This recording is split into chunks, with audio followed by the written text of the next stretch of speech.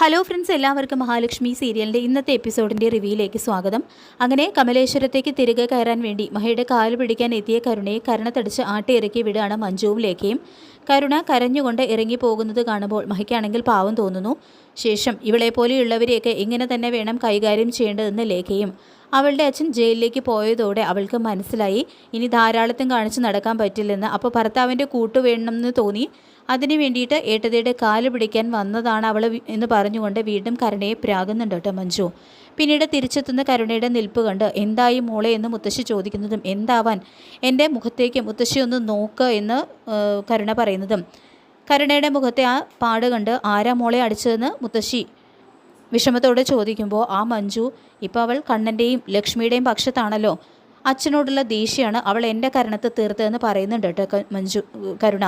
ഇതേ സമയം മോഹിനി വരുന്നു. മഹാലക്ഷ്മിയുടെ കണ്ട് കാല് പിടിക്കാൻ പോയ എൻ്റെ കുഞ്ഞിനെ അവിടെ ഉരുത്തി കരണത്തടിച്ചുകൊണ്ടാണ് സ്വീകരിച്ചത് എന്നെല്ലാം മുത്തശ്ശി പറയുമ്പോൾ ലേഖയ്ക്കും മഞ്ജുവിനെയൊക്കെ മോളോട് ഇപ്പോൾ ഭയങ്കര ദേഷ്യമാണ്.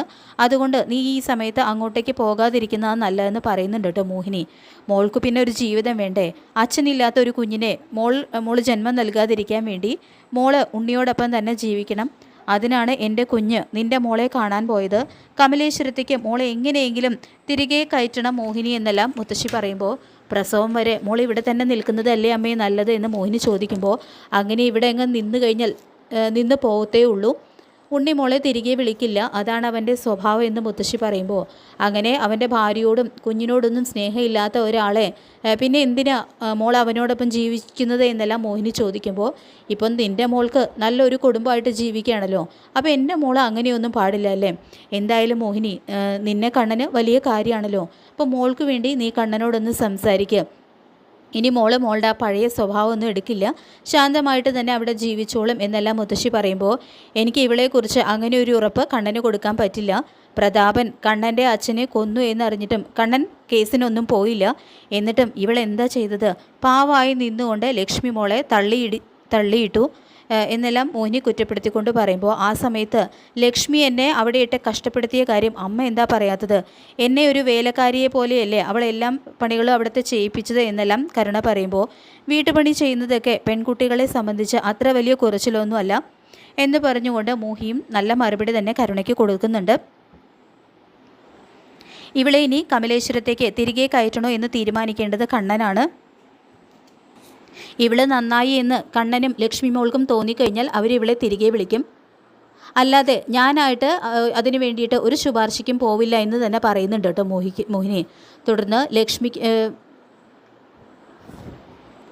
തുടർന്ന് ഇത്രയൊക്കെ ഇവൾ ചെയ്തിട്ടും ലക്ഷ്മി മോൾക്ക് ഇവളോട് സ്നേഹം ഉള്ളതുകൊണ്ട് മാത്രമാണ് പ്രതാപനെയും വാമനെയും കോടതി കയറ്റിയപ്പോഴും ഇവളെ ഒന്നും ചെയ്യരുതെന്ന് ലക്ഷ്മി മോൾ കണ്ണനോട് പറഞ്ഞത്. അല്ലെങ്കിൽ ഇവളെയും അമ്മയ്ക്കിപ്പോൾ ജയിലിൽ പോയി കാണേണ്ടി വരുമായിരുന്നു എന്ന് പറഞ്ഞുകൊണ്ട് മോഹിനി പോകുന്നു. ശേഷം മോൾ ഇതൊന്നും കേട്ട് കുലുങ്ങരുത്, ഇനി മോൾ ജീവിക്കേണ്ടത് ഉണ്ണിയുടെ കൂടെ തന്നെയാണ്. അത് വീടിനകത്തായാലും ശരി പുറത്തായാലും ശരി അവനുള്ളിടത്ത് വേണം നീ കഴിയാൻ എന്നെല്ലാം മുത്തശ്ശി ഉപദേശിച്ചു കൊടുക്കുന്നു. അത് കേട്ട് എന്തോ ഒന്ന് മനസ്സിൽ തീരുമാനിച്ചുറപ്പിക്കുന്നുണ്ട് കേട്ടോ കരുണ. പിന്നീട് ഹോസ്പിറ്റലിൽ ലേഖയാണെങ്കിൽ പഴയ കാര്യങ്ങളെക്കുറിച്ചെല്ലാം മഹിയോട് പറയുന്നു. കണ്ണേട്ടൻ്റെ അച്ഛൻ അനന്തുവേട്ടനെയും ബൈക്കിലിരുത്തി പോകാറുണ്ടായിരുന്നു എന്നും അവരുടെ രണ്ട് ഫാമിലീസും തമ്മിൽ നല്ല സ്നേഹത്തിലാണ് കഴിഞ്ഞിരുന്നത്. ആ ആക്സിഡൻറ്റിന് ശേഷം ബോധമില്ലാതെ ICUയിൽ കിടന്ന കണ്ണേട്ടന് അച്ഛൻ്റെ ബോഡി പോലും കാണാൻ കഴിഞ്ഞിരുന്നില്ല എന്നെല്ലാം ലേഖ പറയുമ്പോൾ അതൊക്കെ അനന്തുവേട്ടൻ വീട്ടിൽ വരുമ്പോൾ എന്നോടും പറഞ്ഞിട്ടുണ്ടെന്ന് പറയുന്നുണ്ട് കേട്ടോ മഞ്ജു. ഇതേ സമയം മോഹിനി വരുന്നു. മോഹിനിയെ കാണുമ്പോൾ തന്നെ മോൾക്ക് ഞാനൊരു അടി വെച്ച് കൊടുത്തിട്ടുണ്ട് എന്ന് മഞ്ജു പറയുന്നതും അവൾ ചെയ്ത തെറ്റിന് അവളും ജയിലിൽ പോകേണ്ടത് തന്നെയാണെന്നാണ് മോഹിനി പറയുന്നത്. കണ്ണേട്ടൻ്റെ വീട്ടിൽ തിരികെ കയറാൻ വേണ്ടിയിട്ട് അവൾ അമ്മയെയും സ്വാധീനിക്കും എന്നെല്ലാം സ്വാധീനിച്ചു എന്ന് ചോദിക്കുമ്പോൾ അതിൽ അവസാനത്തെ തീരുമാനം കണ്ണൻ്റെയാണെന്ന് ഞാൻ അവരോട് പറഞ്ഞിട്ടുണ്ടെന്ന് പറയുന്നുണ്ട് മോഹിനി. കരുണ ഒരിക്കലും നന്നാവുമെന്ന് എനിക്ക് തോന്നുന്നില്ല എന്ന് ലേഖ പറയുമ്പോൾ നൂലുകെട്ട് കഴിഞ്ഞ് ഏട്ടത്തി കുഞ്ഞിനെയും കൊണ്ട് അവിടേക്ക് ചെന്ന് കഴിഞ്ഞാൽ അവൾ അവിടെ ഉണ്ടെങ്കിൽ ഏട്ടത്തിക്കും കുഞ്ഞിനും സമാധാനത്തോടെ ജീവിക്കാൻ കഴിയില്ല എന്ന് മഞ്ജുവും പറയുന്നു. തുടർന്ന് മഞ്ജുവും ലേഖയും ഡ്രസ്സൊക്കെ എടുത്തുകൊണ്ട് വരാമെന്ന് പറഞ്ഞുകൊണ്ട് മഹിയോട് യാത്ര പറഞ്ഞ് ഇറങ്ങാൻ തുടങ്ങുന്നു. അതിനു മുമ്പ് വീണ്ടും കരുണയെ തല്ലിയതിന് മോഹിനിയോടായിട്ട് ക്ഷമ പറയുന്നുണ്ട് കേട്ടോ മഞ്ജു. ശേഷം കണ്ണേട്ടനും ഉണ്ണിക്കും വിരോധമില്ലെങ്കിൽ നീ കമലേശ്വരത്തേക്ക് തിരികെ വരുന്നതിൽ എനിക്കും എതിർപ്പൊന്നുമില്ല എന്ന് ഞാൻ അവളോട് പറഞ്ഞിട്ടുണ്ടെന്ന് മഹി പറയുമ്പോൾ അവൾക്ക് അവളുടെ മുത്തശ്ശി എല്ലാം ഉണ്ടാക്കി കൊടുക്കുന്നുണ്ട്. പക്ഷേ ഈ ഒരു സമയത്ത് അവൾക്ക് ഇഷ്ടപ്പെട്ട പലഹാരങ്ങളൊക്കെ ഉണ്ടാക്കി നൽകാൻ എനിക്ക് ആഗ്രഹമുണ്ട്. പക്ഷേ അവൾ നന്നാവും എന്നുള്ള കാര്യത്തിൽ എനിക്ക് ഒരു പ്രതീക്ഷയില്ല എന്ന് മോഹിനി പറയുമ്പോൾ വയറ്റിലൊരു കുഞ്ഞുമായിട്ട് അവൾ മുന്നിൽ വന്ന് നിന്ന് കരഞ്ഞപ്പോൾ മനസ്സിൽ പാവം തോന്നിപ്പോയി. ഉണ്ണി ഇനി അവളെ തിരികെ വിളിക്കൂ എന്ന് പറയുമ്പോൾ അതൊന്നും എനിക്ക് അറിയില്ല മോളെ എന്ന് മോഹിനി പറയുന്നതും അവൻ്റെ അമ്മായി അച്ഛൻ എന്തെങ്കിലുമൊക്കെ കൊടുക്കാമെന്ന് പറഞ്ഞു കഴിഞ്ഞാൽ ഒരു പക്ഷേ തിരികെ വിളിക്കാൻ സാധ്യതയുണ്ടെന്ന് പറയുന്നുണ്ട് കേട്ടോ മഹി. എങ്കിലും അവരെ നന്നായിട്ട് തന്നെ പേടിപ്പിച്ചു വിട്ടിട്ടുണ്ട്. കേസ് നടത്താൻ നല്ല തുക ചിലവാവില്ലേ, കണ്ണനും നഷ്ടപരിഹാരം കൊടുക്കേണ്ടി വരില്ലേ എന്നെല്ലാം മോഹിനി ചോദിക്കുമ്പോൾ അതൊരു ഭയമായിട്ട് അവരുടെ ഉള്ളിൽ തന്നെ കിടക്കട്ടെ എന്ന് പറയുന്നുണ്ട് മഹി. തുടർന്ന് മഞ്ജുവിൻ്റെ അമ്മയ്ക്കും നല്ല മാറ്റമുണ്ട്. അതുപോലെ തന്നെ എല്ലാവരും മാറട്ടെ, വഴക്കും അസൂയയൊക്കെ മാറ്റിവെച്ച് എല്ലാവരും പരസ്പരം ഒന്നിച്ചു കഴിഞ്ഞാൽ ഇതിലും മനോഹരമായിട്ടുള്ള ഒരു കുടുംബം വേറെ ഇല്ല എന്നും മഹി കൂട്ടിച്ചേർക്കുന്നു. ഇത് കേൾക്കുന്ന മോഹിനിയാണെങ്കിൽ കണ്ണൻ ജീവന് തുല്യം സ്നേഹിച്ച അച്ഛൻ്റെ ജീവനെടുത്ത ആളുടെ മകളോട് ഏതായാലും കണ്ണനും ദുർഗയ്ക്കും ഒരിക്കലും ക്ഷമിക്കാൻ പറ്റില്ല എന്നാണ് കേട്ടോ മോഹിനി പറയുന്നത്. പിന്നീട് കാണിക്കുന്നത് ദുർഗയാണെങ്കിൽ പഴയ കാര്യങ്ങളെല്ലാം ആലോചിച്ച് നിയന്ത്രണം വിട്ട് കുറ്റബോധം കൊണ്ട് പൊട്ടിക്കരയുന്നു. ഇതേ സമയം കണ്ണൻ്റെ കാറിൻ്റെ ശബ്ദം കേൾക്കുന്നതും ദുർഗ ചെല്ലുന്നുണ്ട്. തൻ്റെ മുന്നിൽ പൊട്ടിക്കരഞ്ഞുകൊണ്ട് നിൽക്കുന്ന ദുർഗയെ കണ്ട് എന്തിനാ കരയുന്നതെന്ന് കണ്ണൻ ചോദിക്കുമ്പോൾ എൻ്റെ ആങ്ങള ഇത്ര ദുഷ്ടനാണെന്ന് ഞാൻ ഒരിക്കലും പ്രതീക്ഷിച്ചില്ല മോനെ എന്ന് ദുർഗ പറയുന്നതും ആങ്ങള മാത്രമല്ല അയാളുടെ മോനും ഭാര്യയൊക്കെ ദുഷ്ടരാണെന്ന് പറയുന്നുണ്ട് കണ്ണൻ. തുടർന്ന് പഴയ ചില കാര്യങ്ങളും കണ്ണൻ പറയുന്നു. ഇനി അങ്ങനെ ഒരു ബന്ധുക്കൾ എനിക്കും നമുക്ക് ആർക്കും വേണ്ട, ഞാൻ അവരുമായിട്ടുള്ള ബന്ധങ്ങളെല്ലാം മുറിച്ചു മാറ്റി എന്ന് ദുർഗ പറയുമ്പോൾ ഇതിൽ എന്തെങ്കിലും ആത്മാർത്ഥതയുണ്ടെന്നൊന്നും എനിക്ക് തോന്നുന്നില്ല. നിങ്ങളെല്ലാവരും നിങ്ങളുടെ സ്വന്തം കാര്യം നടന്നു കിട്ടാൻ വേണ്ടിയിട്ടല്ലേ ഇങ്ങനെയൊക്കെ പൂങ്കണ്ണീരൊഴുക്കുന്നത്. സ്വന്തം പെങ്ങളോട് പോലും വഞ്ചന കാണിച്ചവനാണ് വാമദേവൻ. അയാളുടെ കയ്യിൽ നിന്നും പണം വാങ്ങി അച്ഛനെ കൊന്നവനാണ് പ്രതാപൻ. അല്പമെങ്കിലും മനുഷ്യത്വം ഉള്ളവരാണെങ്കിൽ ഈ പറയുന്നവരുമായിട്ടുള്ള ഒരു ബന്ധത്തിനും ഇനി പോകില്ല എന്നും കണ്ണൻ പറയുന്നു. പക്ഷേ ഈ വീട്ടിലുള്ളവരെ ഒന്നും പൂർണ്ണമായിട്ട് വിശ്വസിക്കാനായിട്ട് എനിക്ക് കഴിയില്ല. എൻ്റെ മഹിയും പിന്നെ എൻ്റെ അടുത്ത ചില കൂട്ടുകാരും ഉണ്ട്, അവരെ മാത്രമേ എനിക്ക് വിശ്വസിക്കാൻ കഴിയൂ. ഏക ആശ്വാസം മഞ്ജുവാണ്.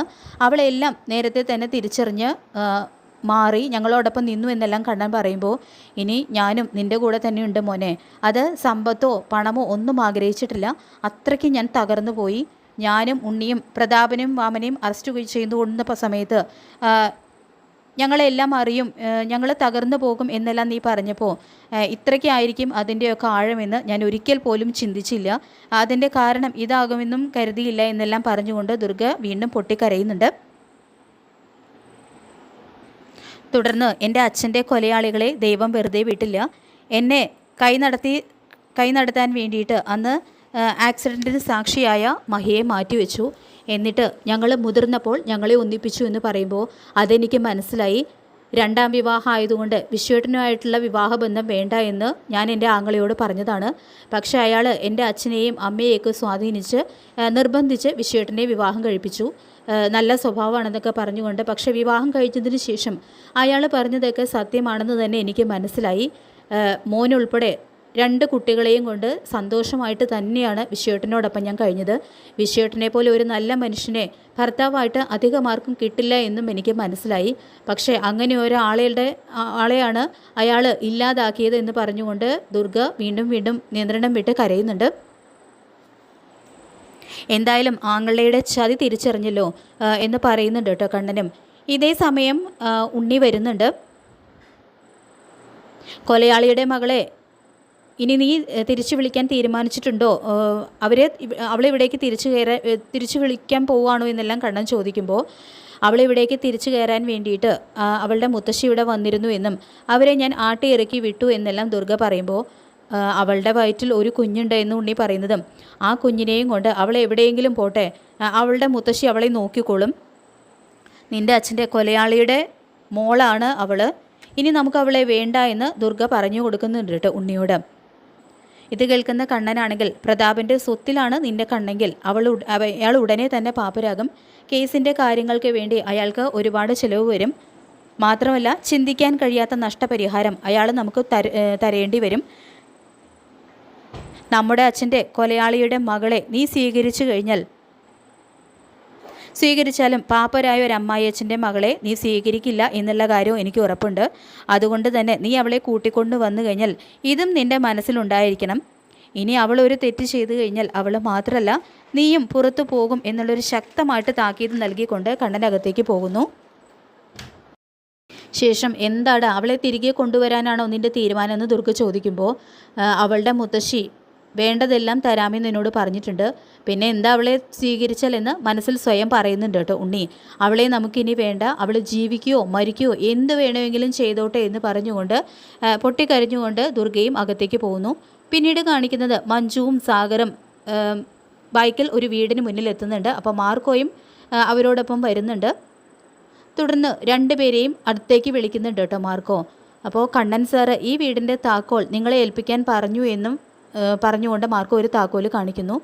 അപ്പോൾ ഇത് കേൾക്കുന്ന സാഗർ ഞാൻ കണ്ണൻ സാറിനെ വിളിച്ചിരുന്നു എന്നും ഒരു ഗിഫ്റ്റ് ഉണ്ടെന്ന് കണ്ണൻ സാറ് പറഞ്ഞു എന്നും പറയുമ്പോൾ ആ ഗിഫ്റ്റാണ് ഈ വീട് എന്ന് പറഞ്ഞുകൊണ്ട് ആ വീടിൻ്റെ താക്കോൽ മാർക്കോ സാഗറിനെയും മഞ്ജുവിനെയും ഏൽപ്പിച്ചുകൊണ്ടാണ് ഇന്നത്തെ എപ്പിസോഡ് അവസാനിക്കുന്നത്. ഈ ഒരു റിവ്യൂ നിങ്ങൾക്ക് ഇഷ്ടമായിട്ടുണ്ടെങ്കിൽ ലൈക്ക് ചെയ്യുക, ചാനൽ കൂടി ഒന്ന് സബ്സ്ക്രൈബ് ചെയ്ത് സപ്പോർട്ട് ചെയ്യുക. താങ്ക്